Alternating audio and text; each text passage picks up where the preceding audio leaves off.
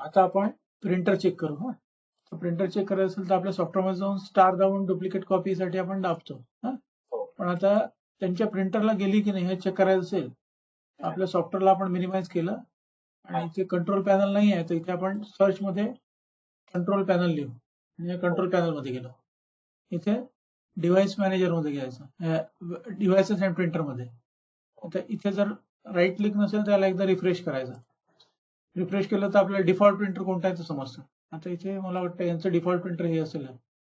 याला right click करून properties मध्ये गेलो, प्रिंटर प्रॉपर्टीज. खालच्या प्रॉपर्टीज मध्ये नाही जायचं, प्रिंटर मध्ये प्रिंटर प्रॉपर्टीज.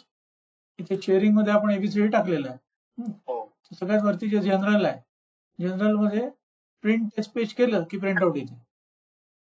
ठीक आहे, पण ती आली की नाही चेक करायला काय करायचं, हे प्रिंटरला राईट क्लिक करायचं आणि सी व्हॉट्स प्रिंटिंग करायचं. हा बॉक्स ओपन होतो. ठीक आहे, आता मी याला मिनिमाइज करतो. आता हा जो बॉक्स आहे आपला प्रिंट टेस्ट पेजचा, तर आपण इथे प्रिंट टेस्ट पेज दिल्याबरोबर ती इथे प्रिंट होताना दिसते आपल्याला. पाहिजे मी प्रिंट टेस्ट पेज देतो.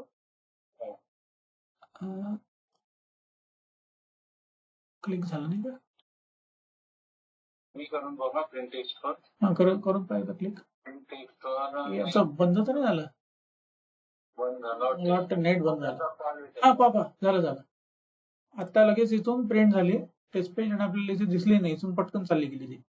इथे येते आणि चालली जाते. त्यांचा कॉल उचलू का? हा, उचला.